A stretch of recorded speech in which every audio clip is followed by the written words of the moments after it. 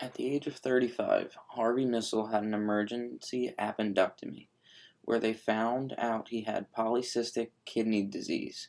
This is where cysts grow on your kidneys and decrease their function and over time shut them down. That is when he started to help others. Between 35 and 55, when I found out, I volunteered to educate people to sign their license at first and then to register in later years to be an organ and tissue donor. And I watched the waiting list do what it did.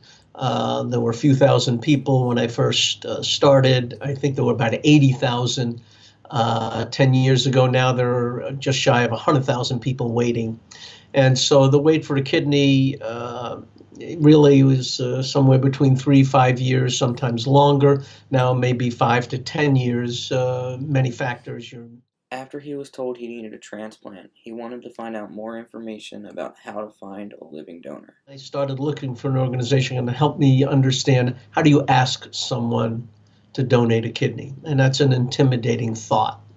I didn't find an organization that was helpful in that way, but I did a lot of research. I was very fortunate. My wife was able to donate to me, and as a result, it went really well. She was in the hospital one day, I was in the hospital 2 days, but I did a lot of research, spoke to a lot of people that were on dialysis, spoke with a lot of transplant centers, and I realized that what I was looking for, wasn't out there. Basically, an organization that can help someone through the living donation process. And so I decided to start the nonprofit with the primary mission to help people who need a kidney transplant understand the process. Harvey now hosts workshops for people to help them learn how to get their story out there and to be heard. The workshops are 2.5 hours long. And people say they're going to fall asleep on you. And yeah, if I were to talk to them for 2.5 hours, they'd fall asleep. But it isn't like that at all. It's very interactive. And one of the reasons it's interactive is because I do what I find out is a very important, or feel is a very important part of the workshop, is I do an icebreaker very shortly after saying hello and welcome. I ask people to break out into small groups of 4 or 5. And I ask them to answer a question, really 2 questions, and share their answers with people in the group. And the questions, 2 questions I ask is, where are you in the process? So each individual shares within the group where they're at in the process. Next question is, what's your biggest challenge? And they share their biggest challenge. And for some of these people, it's the first time these words have come out of their mouth. But it's a safe environment. They can look at these individuals, small group, and they realize that they have the same challenges that they're going through. And the things that are keeping them up at night are keeping them up at night. And so we find out that, we're not alone.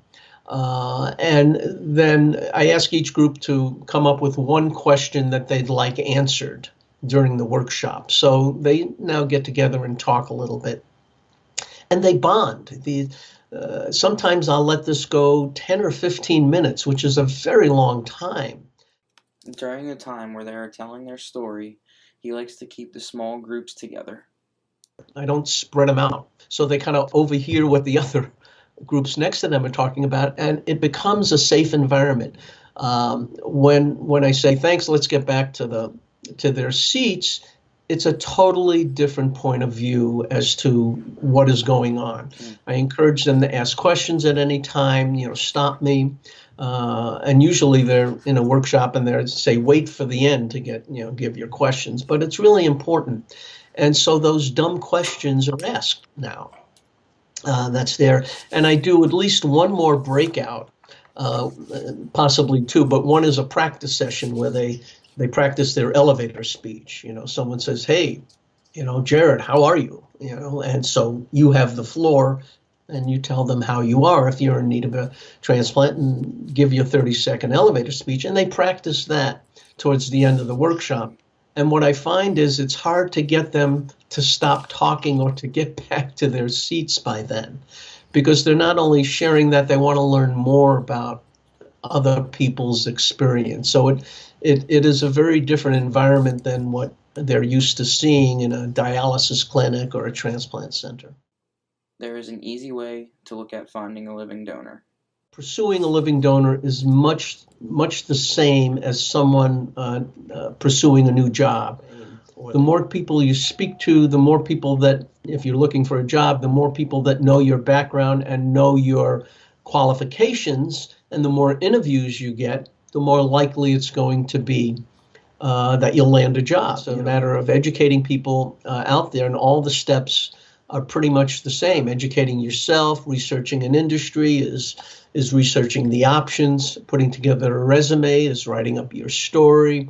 Having an elevator speech for one is the same as having an elevator speech for the other. You want to be prepared to tell your story in a simple and concise way so people understand it.